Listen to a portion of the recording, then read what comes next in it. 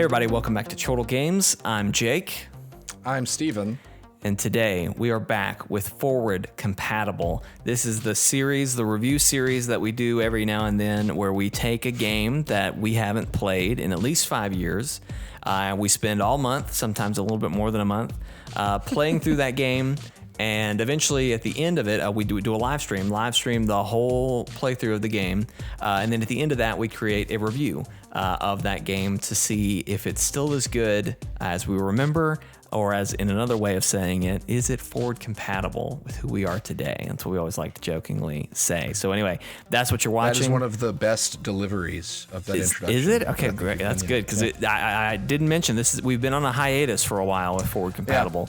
Yeah. Basically, COVID happened, and then lots of life things happened associated with COVID and around COVID, and then just life in general. So it's been a lot of stuff happening, so we haven't had as much time to do this. But we're going to try to squeeze one in quickly while things have kind of calmed down before they spike back up again. But anyway, I was going to say something. Man, I don't know what it was. Anyway, this right now, what you're watching, this is where I was going. This right now, what you're watching is what we call the preview, okay?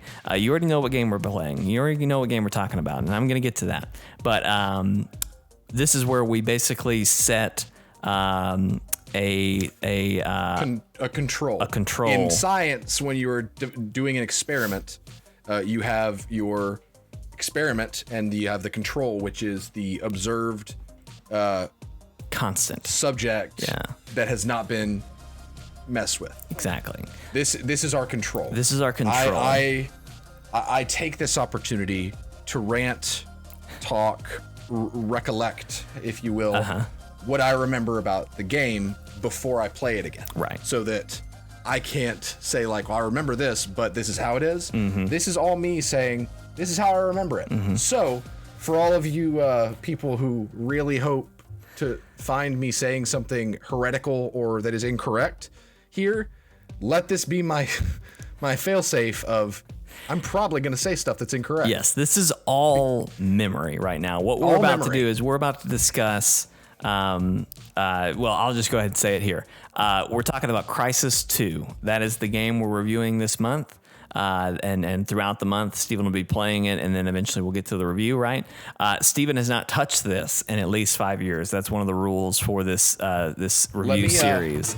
So I dropped my phone. Let me, while you're finishing that whole spiel, let me look up when Crysis 2 came out so I can tell you exactly when the last time I played it was. There you go. Well, basically what I was getting at is he hasn't played it in at least 5 years, so that means he hasn't touched it, he hasn't done anything, so it is always possible that Steven will be misremembering something. 10 years. 10 years. Wow. Holy crap. A decade has passed since the last time Steven played this one. Okay, I'm kind of stunned right now. I'm excited to talk about this then because, man, 10 years. I thought oh man. Well, I'm old. Let's jump into it, Steven. I love that you're coming to that conclusion. What a beautiful, in Chortlecast we talked about, do we consider ourselves young or old? And I was like, I absolutely consider myself old. And you were like, I don't know, it kind of depends on the person. Now I see you're coming to my side. I appreciate that, Steven. What a full circle we've had here on Chortle Games content on Monday. Steven, let's jump in. Talk about Crysis 2. What do you remember about it? What do you remember liking about it? What do you remember hating about it? Just take me off. What is it? What even is it? So speaking as a member of the PC Master Race that occasionally, and by that I mean very often, frequently, visits the mortal world of the console realm. Right.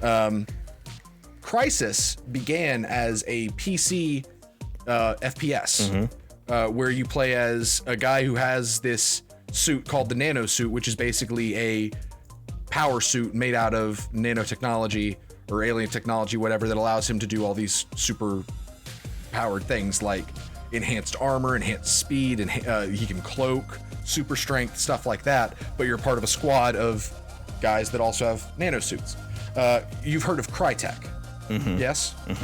Crysis is Crytek's like claim to fame.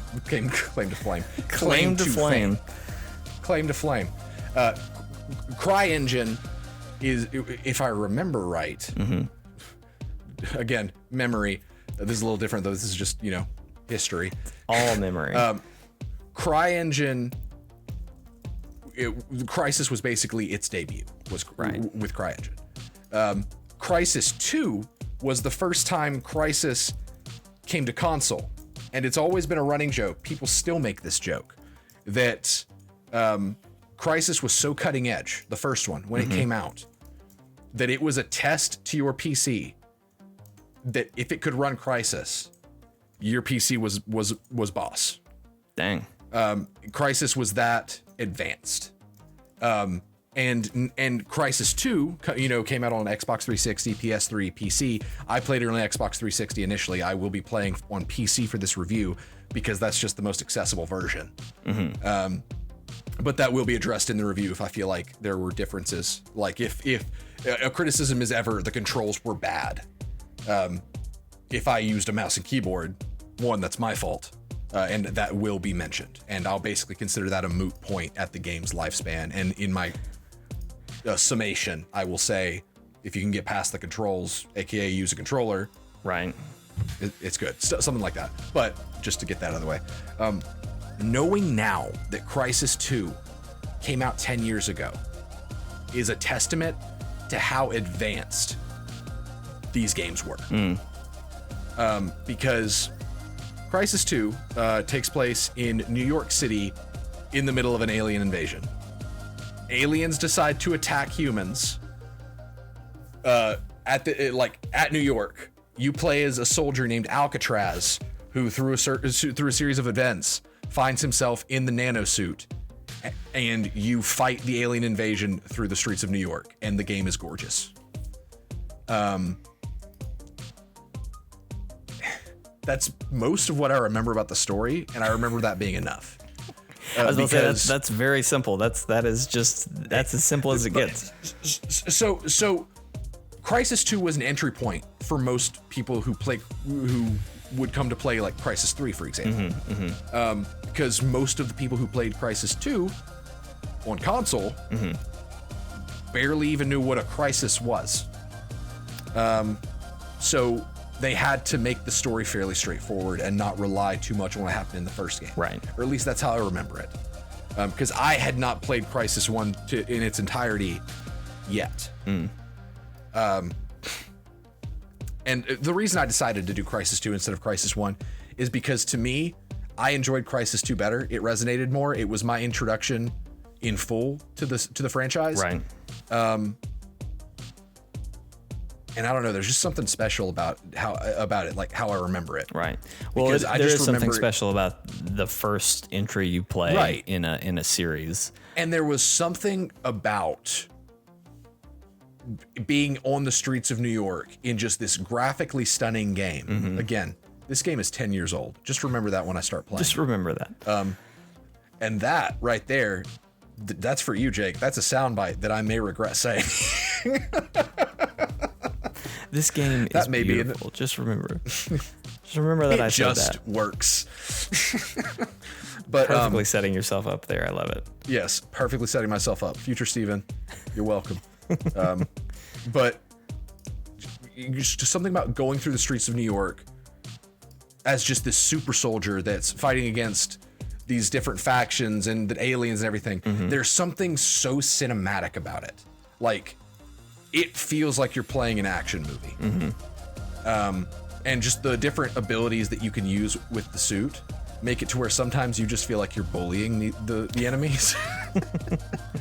But I do remember at a certain point, it does up the ante with aliens. Right. And they can do the stuff you can do, for the most part. That's terrifying. And when that happens, when you're fighting people who can do exactly what you can do. Yep.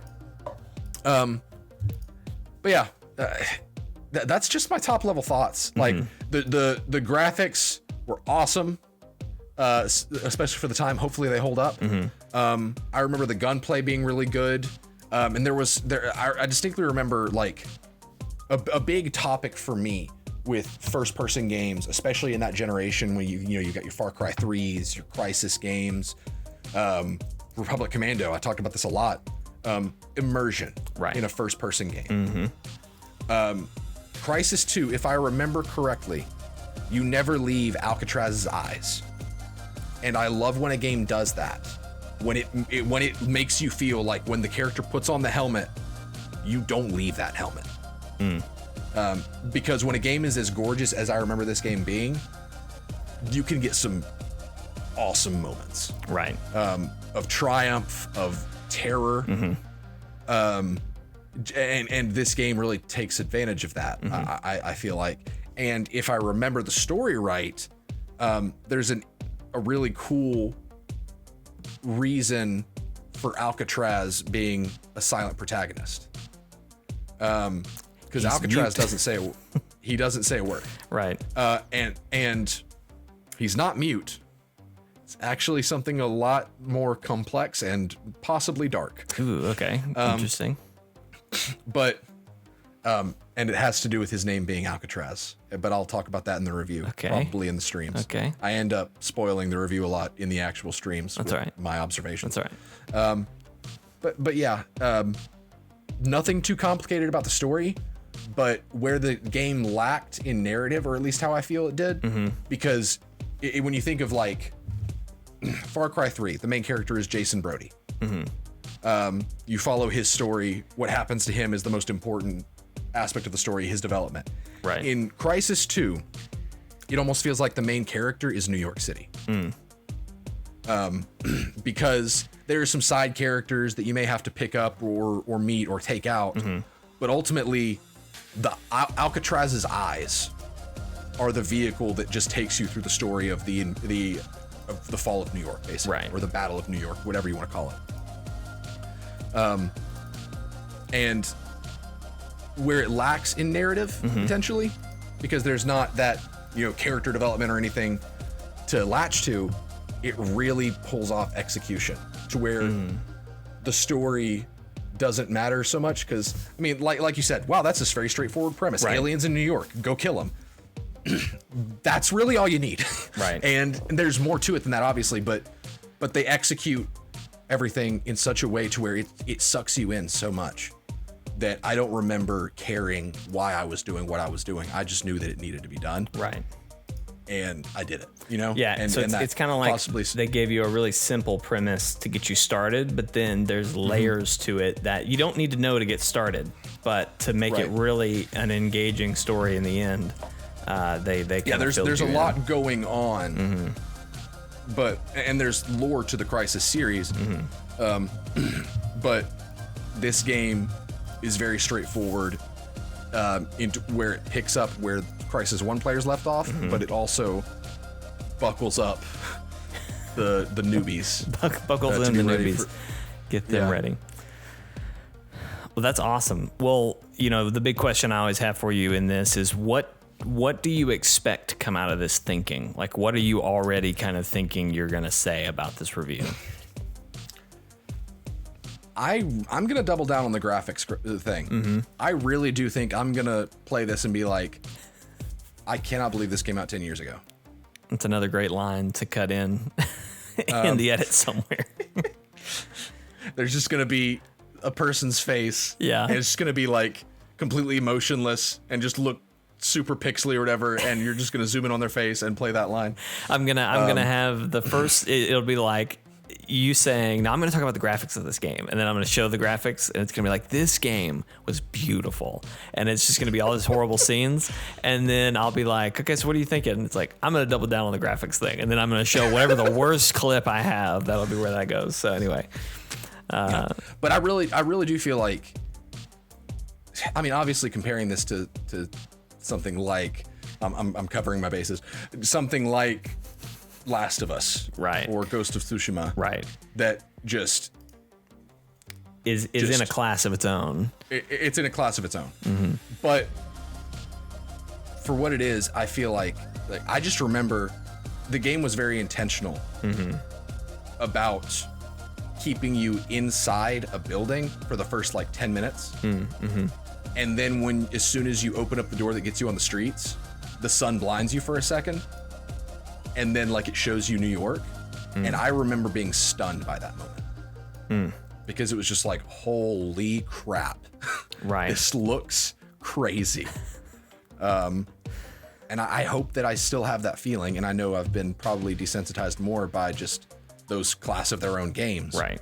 But I do still think that I'm going to be like, wow, this is really impressive. Right. That you didn't undersell it at all. Yeah. Or oversell it at all. I feel like the shooting mechanics at the time were ahead of their time. Okay. Because, you know, with Fear, one of the things that I would have criticized about it was that the shooting did feel archaic.